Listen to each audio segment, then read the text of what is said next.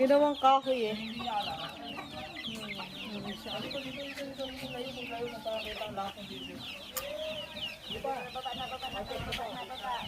Dito na nga.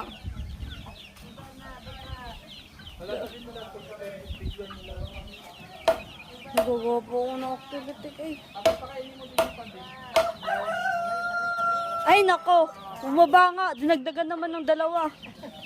O, di ba? Oo, yung kulit niyo. Instant kahoy ka na ngayon, ma. Tapos na ako lupa, oh.